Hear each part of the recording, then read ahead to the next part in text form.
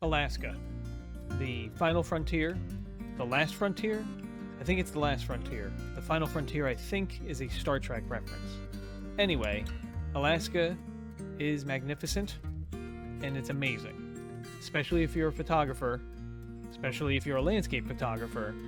Alaska is the place to go.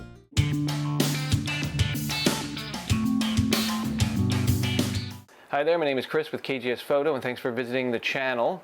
Today's video is going to be about my Alaska photography adventure cruise that I took a couple years back. Juneau to Glacier Bay and then back again. Let's get right into it. My Alaska trip began in Juneau, Alaska. We were in Juneau for a little bit and got some hiking in, and then from Juneau it was a small boat adventure cruise that lasted for about a week, and that took us into Glacier Bay National Park, a few islands in the open water for hiking, and then we came back. We stopped at Haines, Alaska, and then back to Juneau, Alaska. Let's get into the photography. Landed in Juneau, Alaska, and while in Juneau, we did do a little bit of hiking, and let's just start with the first hike we did when we got into town. Took the cable car up to the Mount Roberts Trail, hiked that for a little bit, and while on that trail, we hiked all the way up to the Father Brown Cross. So on the trail, the views are ridiculous. When we made it to Father Brown's Cross, definitely had some good sunshine, some good lighting, get some lens flare and do a little silhouette of the cross. First full day in Juneau, our big booking that I had set up was to go to the Mendenhall Glacier, hoping that there were ice caves that were safe and open so that the guide could take us into the ice caves to take pictures. Unfortunately, because it was so oddly warm, the cave hadn't formed, the opening to the cave hadn't formed enough, so we couldn't go inside the ice cave. But what we did do is we rode me and a bunch of other tourists and my wife and the guide, we rode a long canoe across Mendenhall Lake. Instead of hiking it, we boated ourselves. We took a boat and rowed ourselves to the bottom of Mendenhall Glacier, across Mendenhall Lake.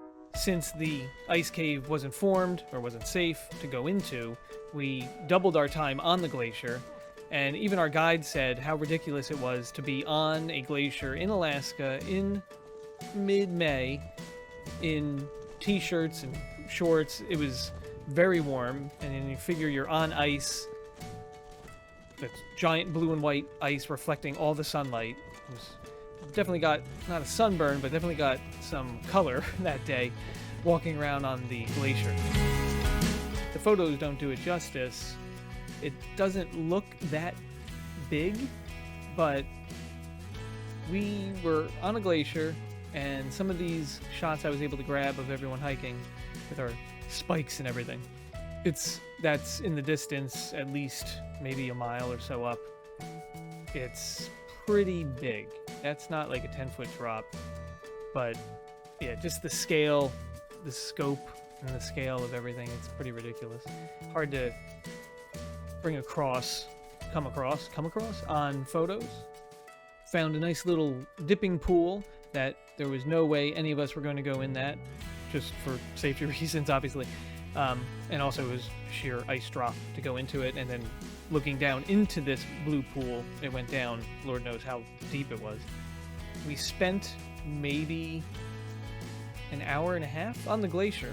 It took about an hour to row to the glacier, and that was with the wind at our backs, so it went pretty well. Once on the glacier, lots of hiking around, lots of cool scenes to see. Couldn't bring the tripod and all, couldn't set up too much because I was with a small group of people. I think it was about 10 people or so. Then we hiked back, got back on the boat, and this time we had to row the boat into the wind, and we were all very sweaty and gross, but it was definitely worth it. And It was pretty amazing to be able to hike around on a glacier. I just wish I could have gotten into the ice cave, but it wasn't even there. So that was day 2. The glacier, the hiking, the boating, and afterwards was the beer drinking and eating and then laying down and sleeping, because definitely needed that. On our 3rd day, before we left on our adventure cruise ship for the week, we had time to do another thing I really wanted to do. I did the glacier walk. I wanted the ice caves. They weren't there. So we got on a seaplane and we flew over the Tongass National Forest, the forest that's kind of around and south of Juneau. And the views we got, the scenes I was able to shoot from the seaplane on the Tongass, or over the Tongass, were spectacular. Once in the air, on a seaplane, it's loud as hell. So we all had the headphones on, so it would muffle out the sound and you could hear the narration the guide telling you what we were flying over. Don't remember any of that, but between the video and the photos, flying over Tongass and the glaciers and the mountains, it's pretty spectacular.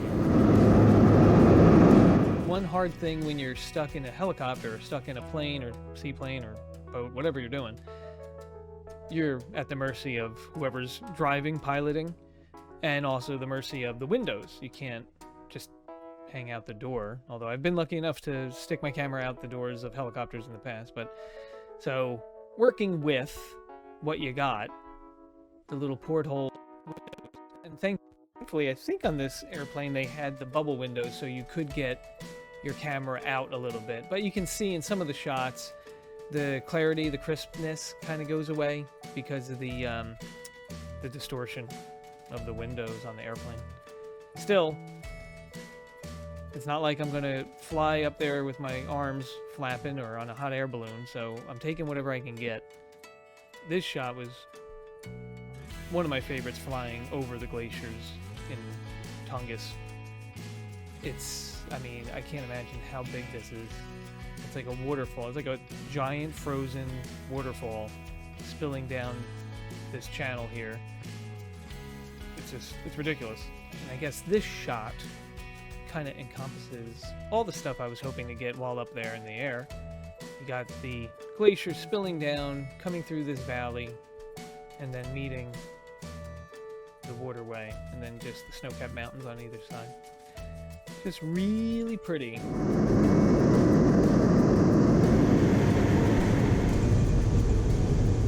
Here's our seaplane that we just got off of after that flight around the ice and the forests and the mountains in the Tongass National Forest. So if you have the time and you're in Juneau and you want to spend the money, because it's not cheap, it is worth it to do it at least once. It is some crazy stuff you can only see from a seaplane. Definitely you don't see all this stuff flying in on your commercial airliner. We're done with the seaplane. Then we had to get all of our stuff. We already dropped off our luggage in the morning before the seaplane. Get the rest of our stuff out of the hotel room and get on our boat. So, like I said earlier, we took Uncruise, which is an adventure cruise ship company. Small boat.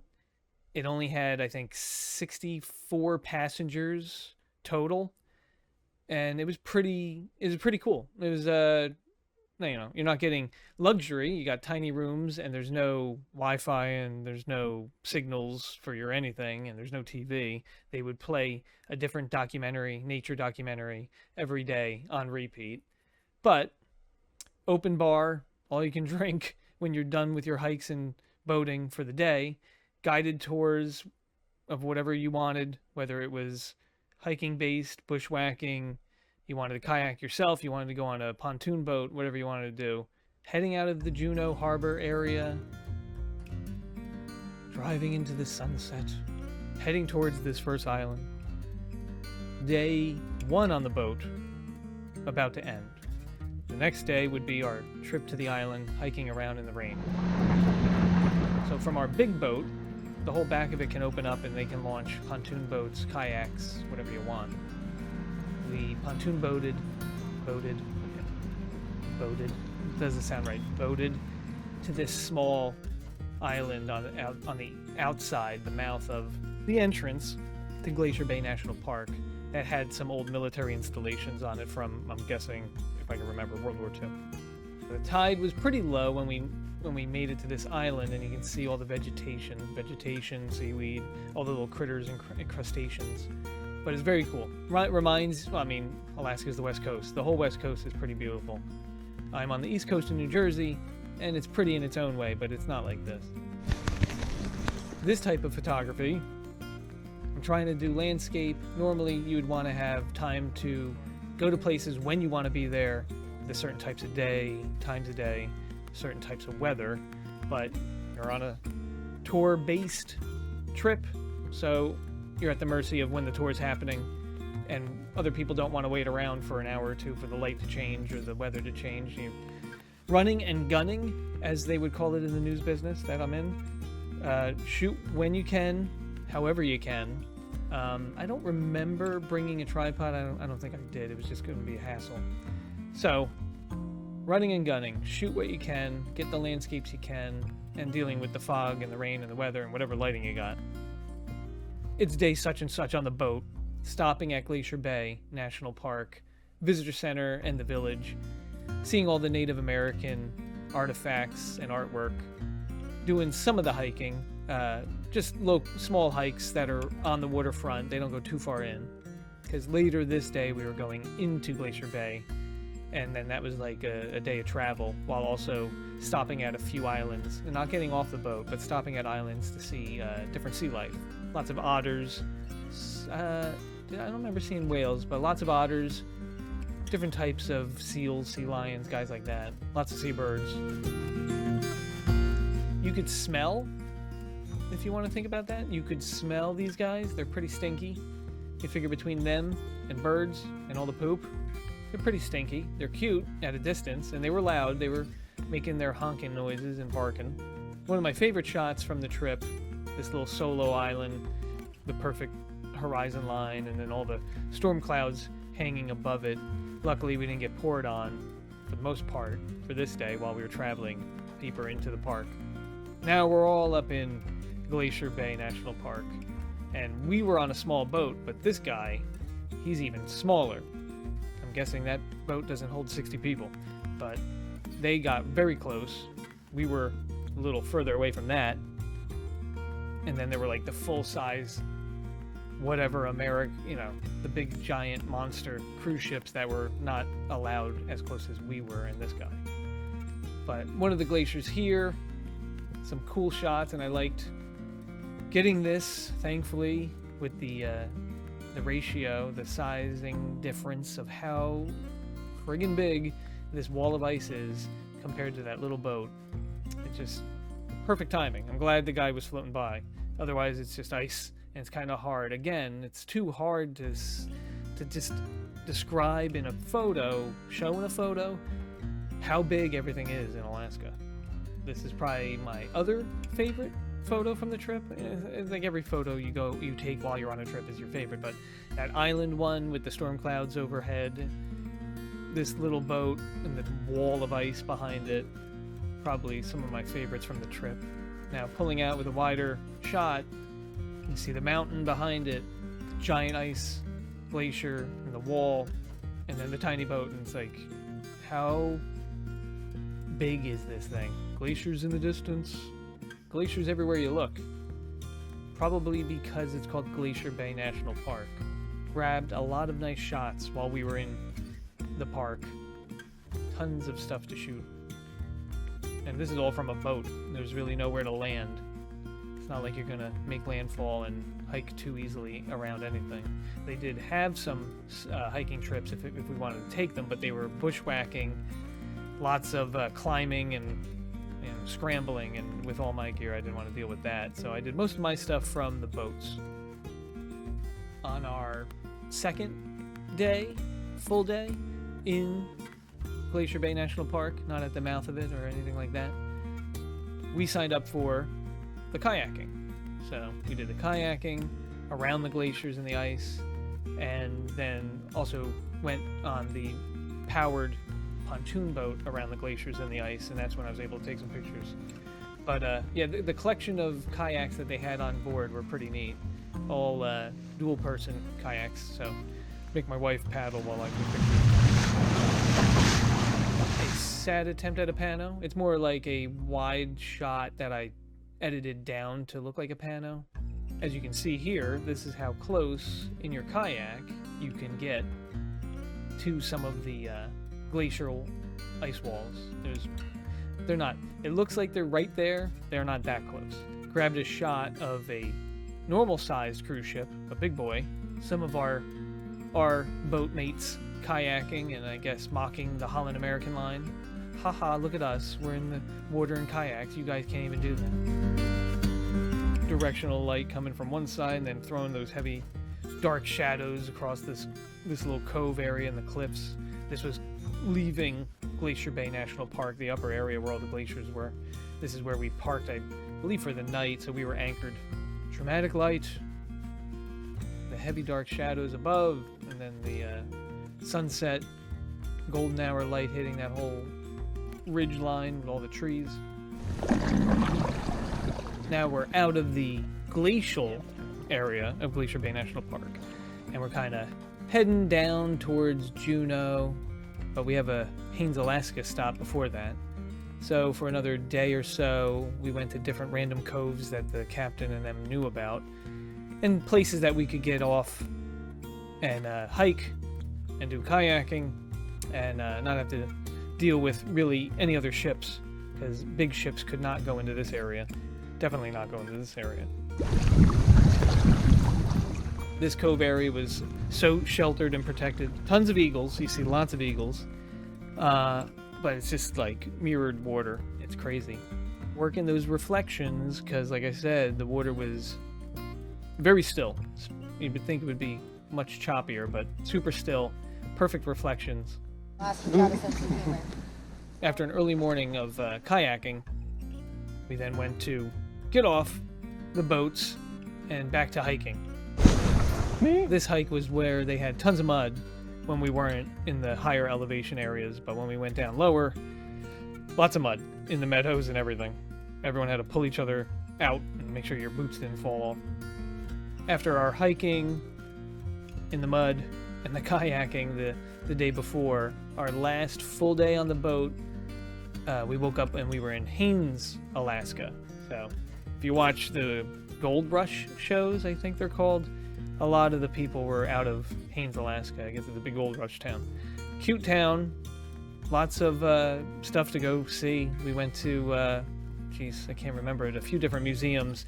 One had a bunch of different an eagle preserve and rescue. It's very cool.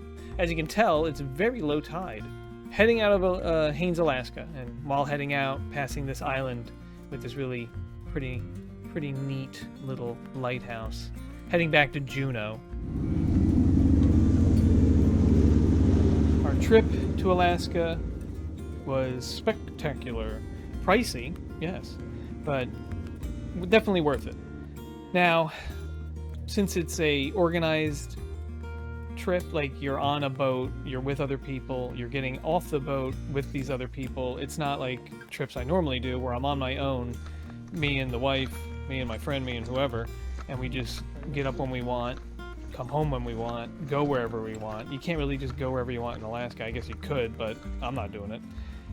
So, picture opportunities-wise is whatever you can get from the boat or from the hiking spot that you're taken to. Other than the first, 2 days in Juneau, where it was more like what I normally do. I can go anywhere I want, when I want.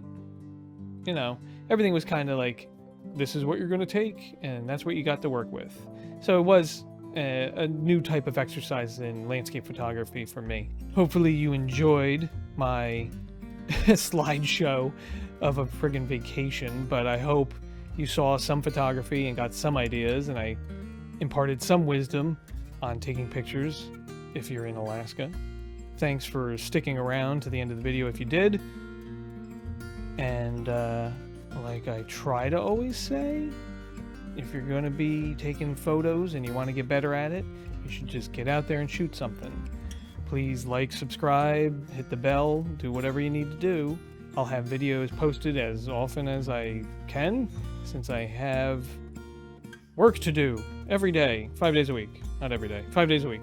Alaska's pretty amazing. Definitely save your pennies and get your butt there.